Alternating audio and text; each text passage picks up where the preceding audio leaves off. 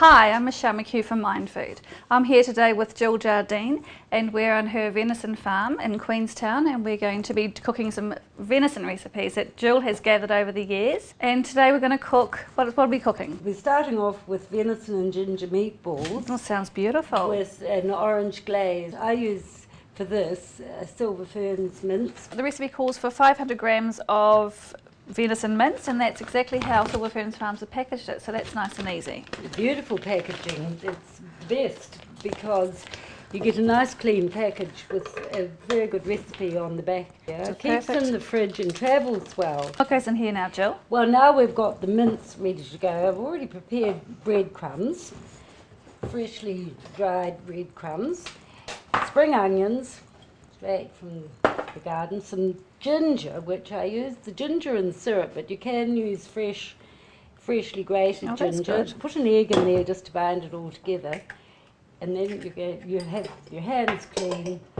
Got clean garlic. Hands. Oh, it smells delicious already. Smells great.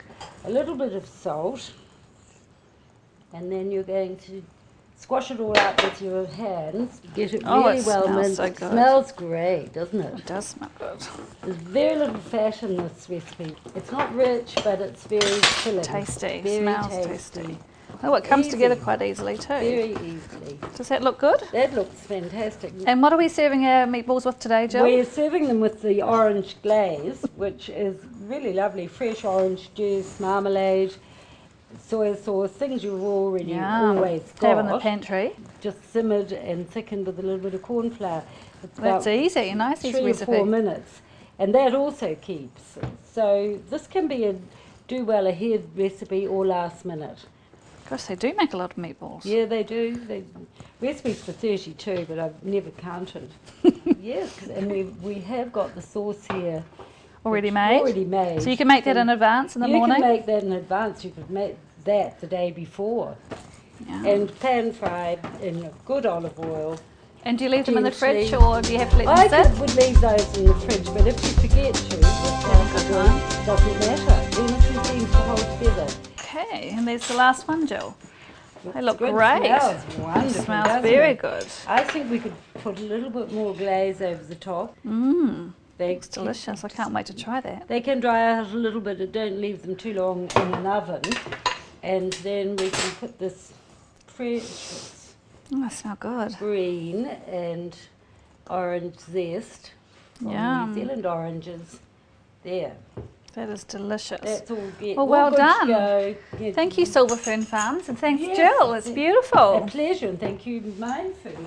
And what are we doing now, Jill? Wow, this is an interesting Persian venison slow cook, inspired by I love Middle Eastern food. And what cut of venison are we going to use in this recipe? We're going to use the Silver Ferns dice, which is perfect for slow cook, and it comes in a 500 gram package, which Again, perfect for the recipe, yep. Yeah. So what do we have to add to this?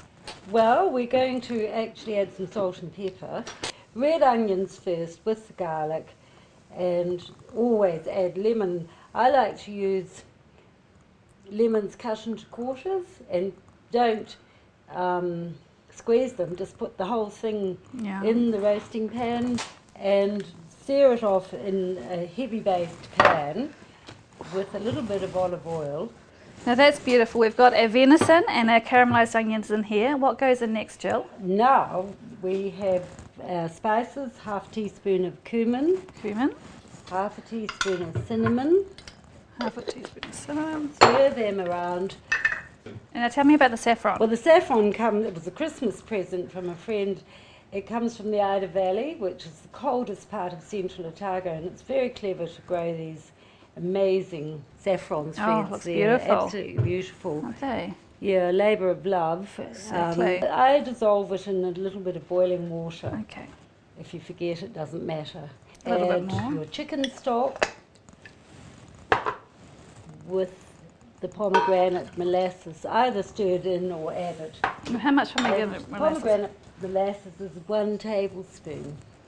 Okay, so now we've got to put this in the oven. How long does it go in the oven for, Jill? About 45-50 minutes, and then I would test it, taste one piece. But before you put it in the oven, I've got a handy tip. Baking paper. If you take a piece of baking paper that roughly fits the size of the pot, wet it, sit firmly. It stops Fantastic. the air in between and keeps the meat moist. It really does work. Oh, that's And the fantastic. paper doesn't burn. And so we'll put the lid on here and pop it into the oven. So Jill, now we're doing the mint and parsley. Yes, Tell we're me going about to that. just lightly fry them in some good olive oil and release all the flavours. Oh, beautiful. Absolutely beautiful. So that is literally just sautéed briefly, stirred into the stew, and then put back in the oven to wait on the rhubarb. Perfect. Well, let's go and get the rhubarb, Jill. Right, let's go to the garden. So how much of this do we need in the recipe? Well, really about a cup. Now, what sort of sizes am I going to cut this into? Quarter of an inch. So what are we doing now, Jill? We're going to put this in a pot, about a quarter of a cup of sugar, a little bit of water, because rhubarb is full of water, you don't need a lot, so maybe just a quarter of a cup. Put it on the stove, cook the rhubarb until it's barely cooked. Okay, so that's coming out of the oven now with Michelle. Smell the aroma. It's beautiful. Wow. Oh. Those beautiful aromas. Look at that.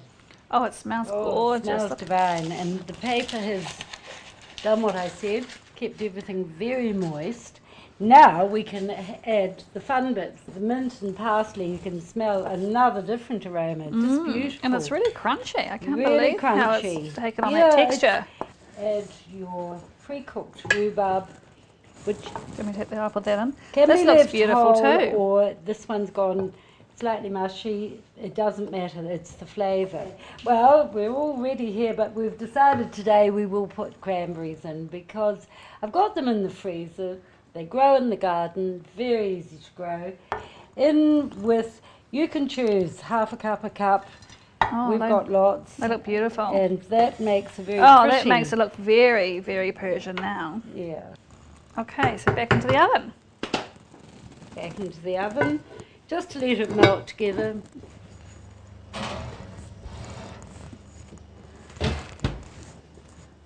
Okay, now that's cooking. Tell me, Jill, what other venison recipes do you have that are your favourites? Oh my goodness, so many.